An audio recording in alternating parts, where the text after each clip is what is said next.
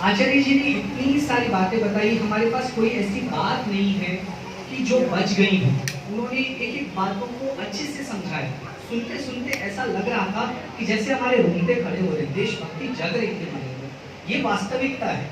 और ऐसी बातों को सुनने के बाद हमारे अंदर देशभक्ति का जगना तो स्वाभाविक ही है, क्योंकि हम अपने देश से प्यार कितना करते हैं, हम अपने देश से हमारा लगाव कितना है अपने देश से। चलिए मैं आपको एक छोटी सी घटना सुनाता हूँ रामायण काल की।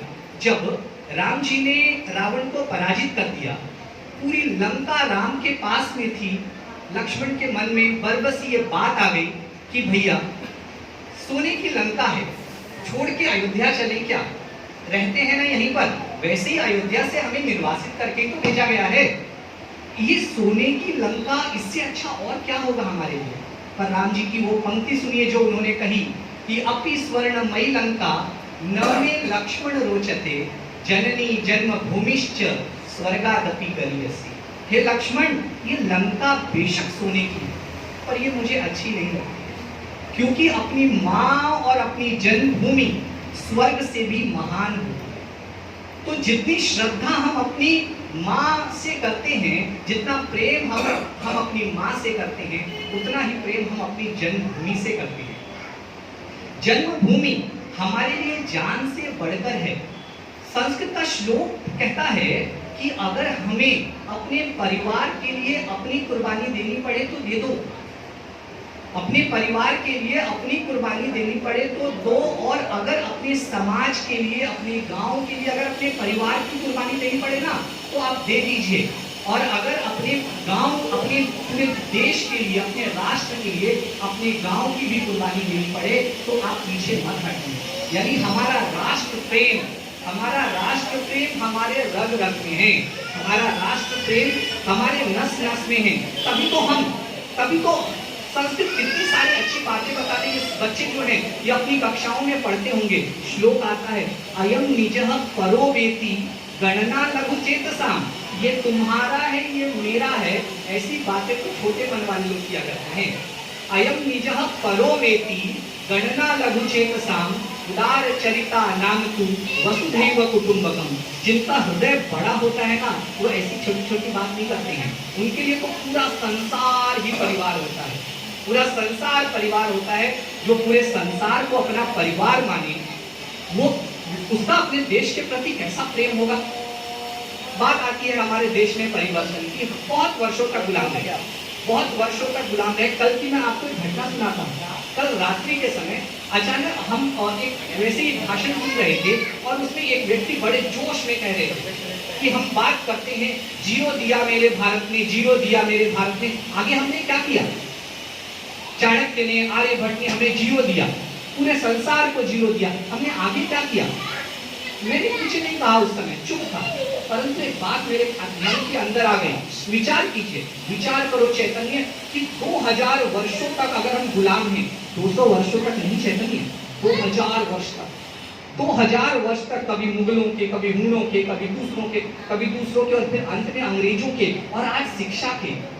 इतने वर्षों तक अगर आप गुलाम हैं तो आपकी भाषा रहेगी या बचेगी। फिर भी हम संस्कृत को पढ़ते हैं, अपनी संस्कृति को जानते हैं, ये मामूली बात है नहीं। अगर आज हम हिंदू हैं ना, अगर आज हम बचे हैं, अगर आज हम अपनी संस्कृति को देख रहे हैं, सुन रहे हैं, समझ रहे हैं, तो धन्यवाद करिए अपने पूर्वजों का।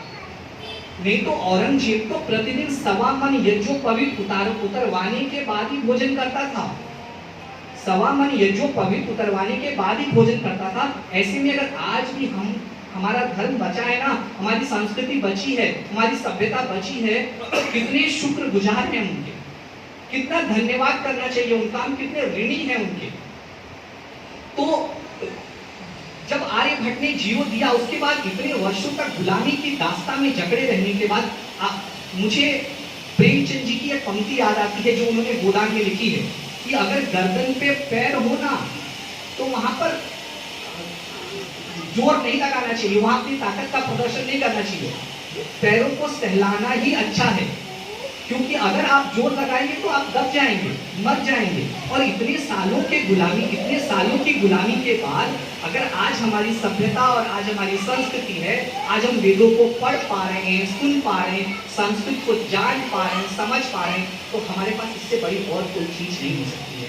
आज हम स्वतंत्र हैं, स्वतंत्र यानी अपना तंत्र, अपना नियम, अपना कानून, सब कुछ अपना अपना नहीं। परंतु आज कई जगहों पे हमें अपना अपना देखने को मिलता है, अपना कानून, अपना तंत्र, अपना नहीं, अपना तंत्र यानी सबका एक समान तंत्र, सबका एक समान नियम, सबके एक समान कानून।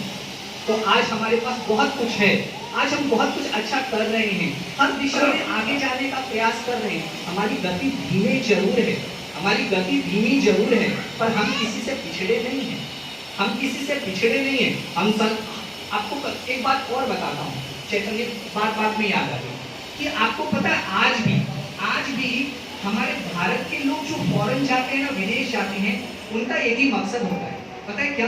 पैसा कमाना।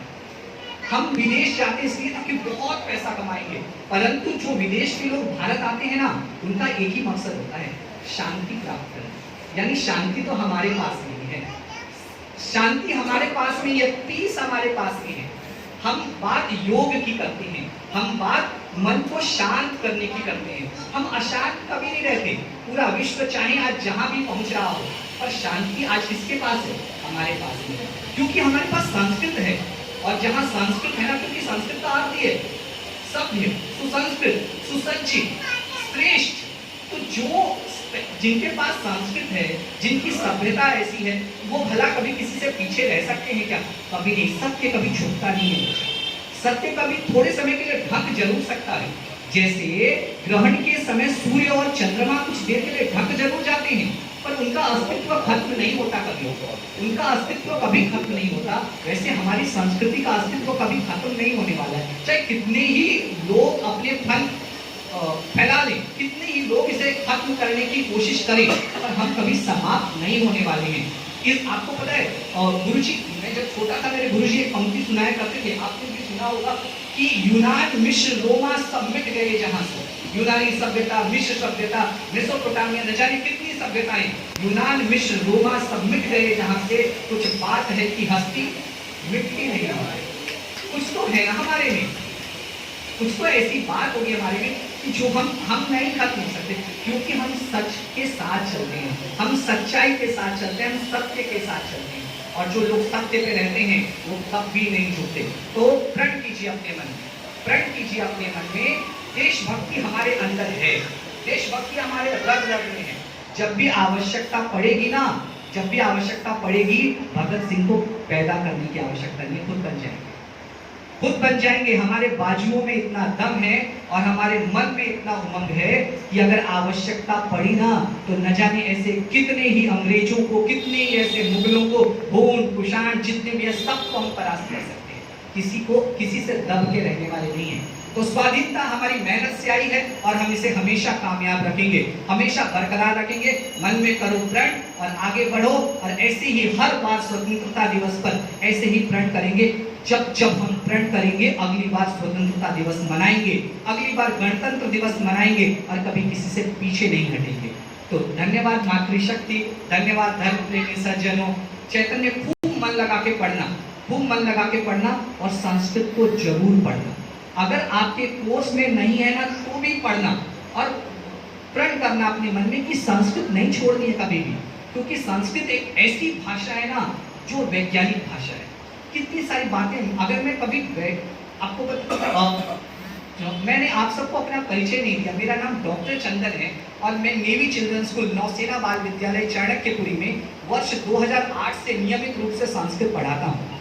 और मैं वहाँ पर मेरे पास चैतन्य जैसे बहुत सारे बच्चे हैं, उन सबको मैं संस्कृत की शिक्षा देता हूँ और उन सबको अपने देश, अपने धर्म, अपनी संस्कृति के प्रति उनके मन में बीज बुनता हूँ, ताकि वो बच्चे आगे चलकर, अगर वो चाहे कहीं भी रहें, पर उनके मन के अंदर संस्कृति के बीज होने चाहिए, उनके मन के अंदर हमारी सभ्यता के बीज होने चाहिए। हम अंग्रेजी भाषा में भी तो संस्कृत के गुण डाल सकते हैं ना।